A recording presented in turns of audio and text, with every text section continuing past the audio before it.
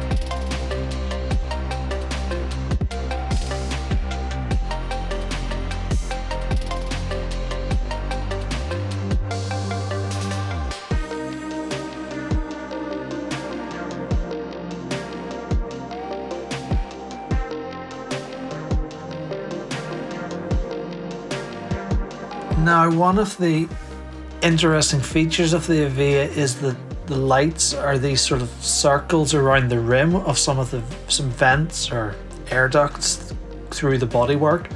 And so in the LEGO model here, we've got the trans red plates and slopes forming the offset shape. And these 1x2s sort of seem to float above the vent because they're on hinges. And the hinges are on backwards, so they can't move when they're in place, but they make the trans red plate overhang the hole, but with only a thin plate below it.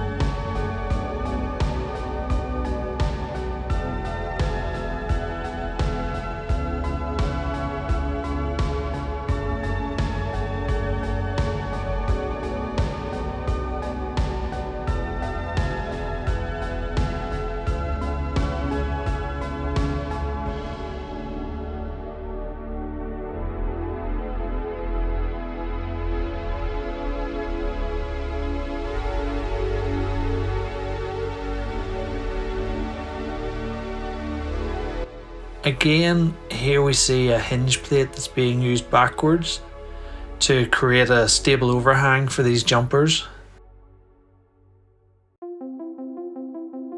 It goes over the top of this other hinge plate that does bend like it's meant to, but the one on top is just fixed.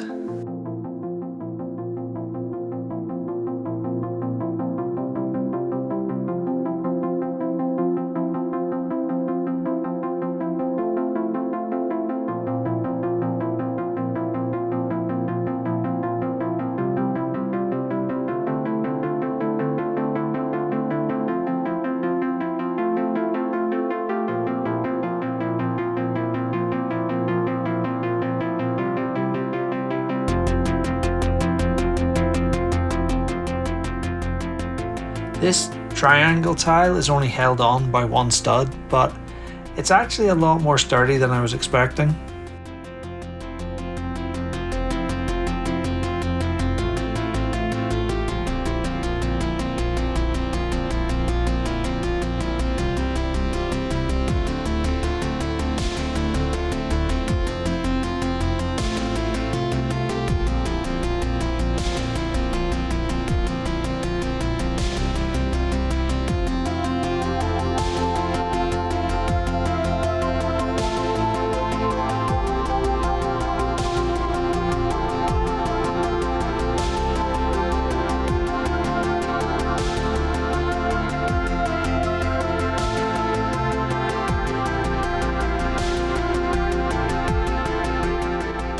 Again, these wedge plates are only held on by a single stud, but it never feels like it's going to come loose because it's held in place by the lights above it, pushing down on top.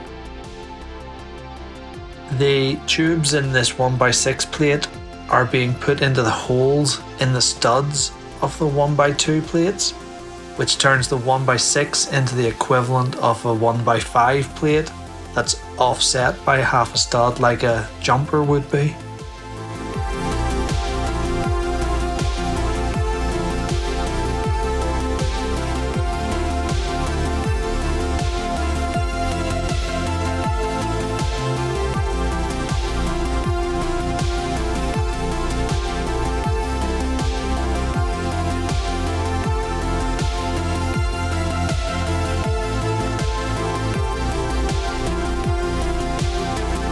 The whole reason I wanted to buy this set in the first place, and it wasn't just because it was half price, was to see how this front wing assembly was attached, because I could see that it was upside down in the pictures. And so yeah, it connects with these ball and socket joints, and it's locked into place by the lights.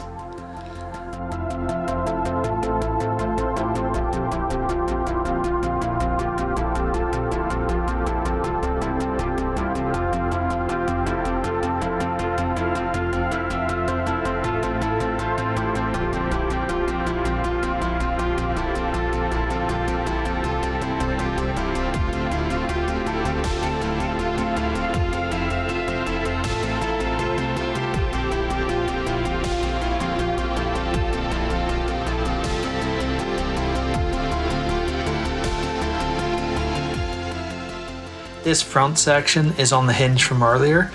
Hidden inside there is an upturned bracket on the wing assembly that's preventing the hood from going down any further.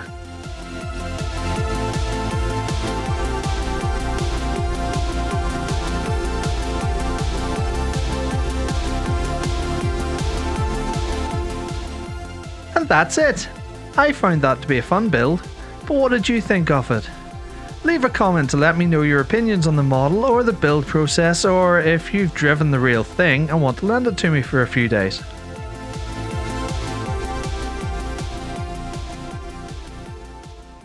Let's take a look at the printed parts, starting with the glass canopy. The canopy comes in two pieces, both in trans brown and both printed. Unsurprisingly, the front piece is part 65-633, a 6x6 windscreen. This is the same windscreen used in nearly all the Speed Champions line, but this time it's printed with black around the top studs and a yellow stripe around the base. It's not Lotus branded, so it should be easier to incorporate into other creations if you want a slightly different windscreen appearance.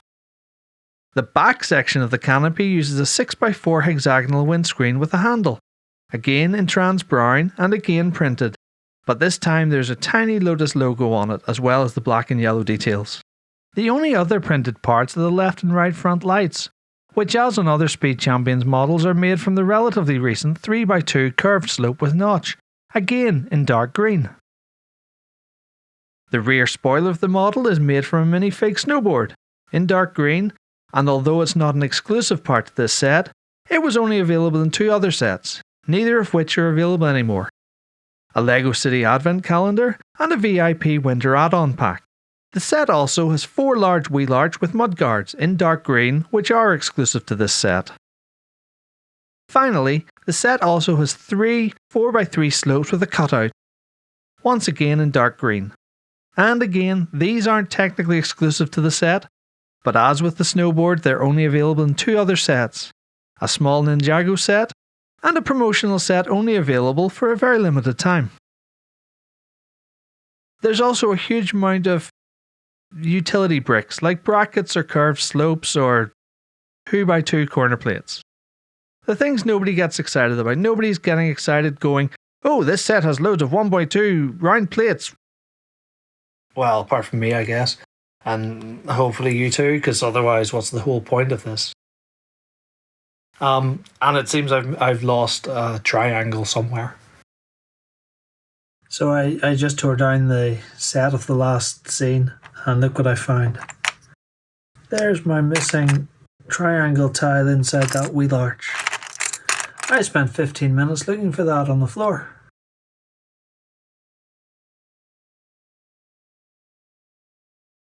The model seems really solid, much more solid than I expected because some of the parts, especially around the door and the underskirt, didn't feel like they were held on as tightly as I would have expected, but there's some very clever techniques in there to still make them tight and to fit, and to match some of the more organic feeling curves of the Lotus Evija's bodywork. The air ducts at the door are really well done, and using the 1x2 notch slopes to round the corners was really nice. The yellow highlight around the bodywork of the car is a great touch to bring all the pieces together and make the car look like one piece. And making it work through different combinations of bricks, prints, stickers was really nice to see. While I think it's a great car, my only real criticism is that it's not immediately obvious that it's a Lotus Evija. The Evija is an organically curved car, and this model looks much more like a normal chunky muscle car, no matter how many of those curved 1x2 slopes are used. Let's go back to the build to see how the unique features of the Evija aren't quite as immediately obvious on the LEGO model. We've spoken about these lights before already, and they're supposed to be the lights around the rim of the air outlet duct at the back of the car that flows through the body. And I can see the offset shape that they're trying to create. But at first glance, because there's no trans red brick in the middle, it feels like it's a single ring of lights around the whole rear of the car, like on a modern Dodge Charger or something like that, instead of the more unique design that the Evija has. The air duct itself is the outlet from the large openings here on the side of the car. On the LEGO model, the outlet just feels like it's something inset slightly from the rear of the car rather than a hole that travels the whole way through the side of the car. It's the same with the front of the car. These vents here that are physical holes in the model are supposed to travel through the car and come out here, but I just don't think it's obvious enough to say, oh yes, that's what's happening. The slopes ducking behind the triangle don't give enough of a gap to say that is what it is. It just feels like a bit of a detail on the bodywork. And I don't think the stickers help here. The stickers need to be aligned to the edge of the brick that they're on, and there's no guidance, so it's my fault probably for that, but it just looks a bit more detailing. The same with the stickers underneath. They don't feel like they're holes through the car, they just feel like bits of detailing. And the front lights as well, the printed tile here just makes the lights look flat, flush against the bodywork instead of standing up like they're supposed to. The tile sort of represents two different heights, and I don't think it manages it overly well. This line on the tile, if you can see it, is supposed to be at the same level as this on the bonnet, or the hood if you're American. And I just don't think it represents that. I don't think it makes it look as obvious as what's going on. None of that is intended as criticism of the designers. Organic shapes and holes and ducts and things are really difficult to do in brick form, especially at this scale. So I think they did a really good job within those limitations, and the techniques and details that do work still make this a really good model. But I wanted to see if there were any modifications we could make that might make the model look a bit more like the Evija. So let's go back to the build to have a look. One of the ways the Evija's body is styled is that this panel, or this curve, flows the whole way along the body, from the lights at the front to the lights at the back. But on the Lego model, obviously it gets cut off there. There's a gap and then it comes up.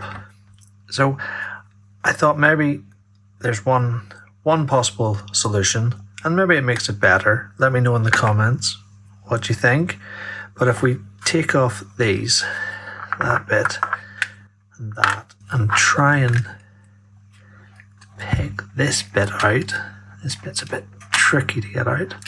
There we go. We can put some Lego panels, or walls sometimes they're called, in there instead. Now I couldn't get the correct colours because they're quite rare parts in dark green, which might be why Lego didn't do this in the first place.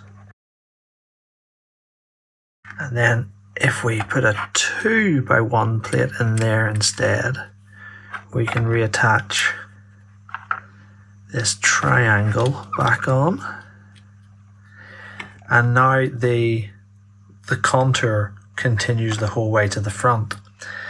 I think it looks a bit better. I think it would look great in the actual color, the dark green. So I've done a render in studio to let us have a look to see what it looks like.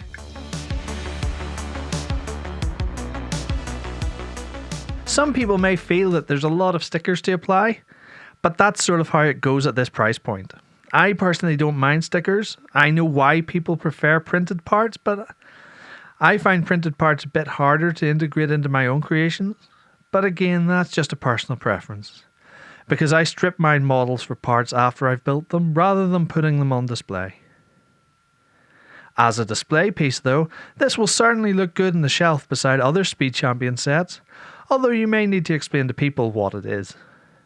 If you want to integrate it into a LEGO City set, then as it stands it's an 8 wide car in a 6 wide LEGO City world.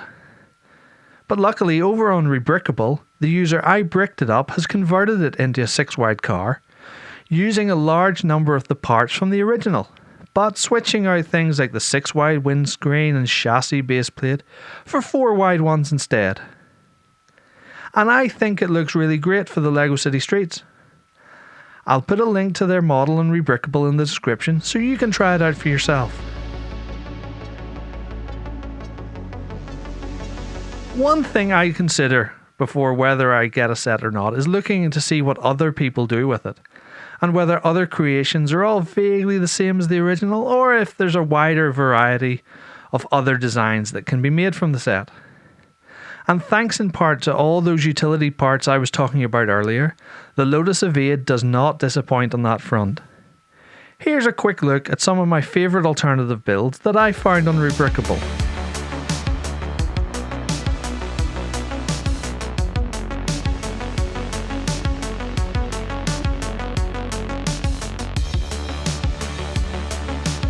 This is called the Baby Batmobile, and it's a really cute car, and it's by Petrus Spruges. Apologies if I've mispronounced that. But yeah, it's a really nice, cute little buggy. I love the design of the front end with the lights and the slopes there, and the little wings at the end, at the back, are a really nice touch, as is the flame coming out the back with the red stud here. Yeah, it's really nice. These little side panels are well done, angled as they are, and then inside there's plenty of room for the driver, and yeah, these curved slopes make a really nice little cockpit inside. So yeah, I really like this one.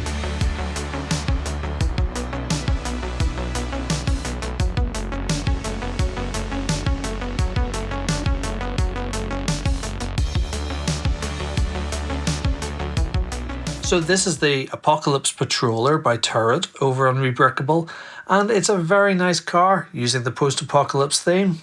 A theme that LEGO have never really gone into themselves, but it does seem to be very popular amongst builders, and maybe one day we'll get a Fallout based theme or something, fingers crossed.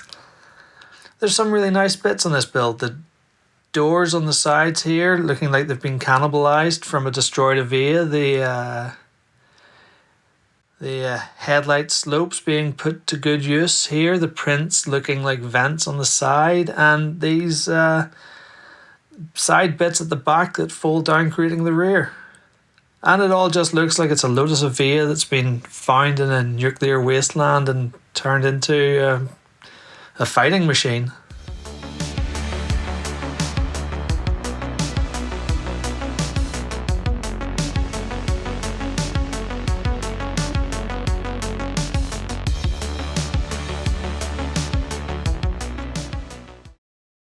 Here we have the Lotus Starfighter by Radek, and I absolutely love this. It's a fantastic looking model that shows off so many things you can do with the pieces of the Lotus Evija. I love the way the headlight slopes fit inside these wheel arches here. It's a really nice design.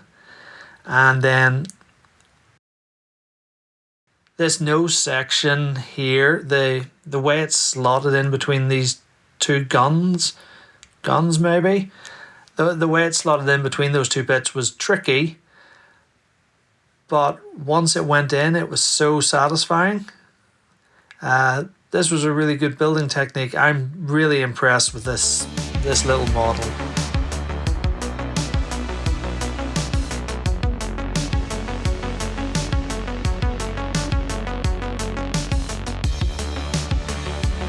Finally, this is the fantastic Lotus Jet by Paulville Mox on Rebrickable. I'll put a link for all these in the description, and this thing is just stunning.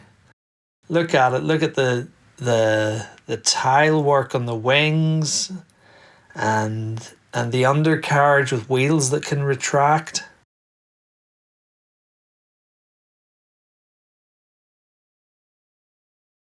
I mean, this is just amazing with the wheels used as the jet engines. That's fantastic, and these rear fins on the hinges that fold down. It's just an absolutely fantastic model. Absolutely amazing.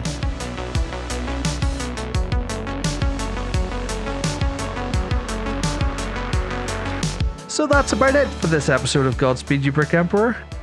I hope you enjoyed this in-depth look at the LEGO Speed Champions Lotus Evija. And maybe if you see it on the shelf in your local store, you might remember that it's a good set and grab it before it goes out of production. Thanks for watching. It was a lot of fun. And please click those like and subscribe buttons to find out about the next episode of Godspeed You Brick Emperor. And until then, just keep bricking on.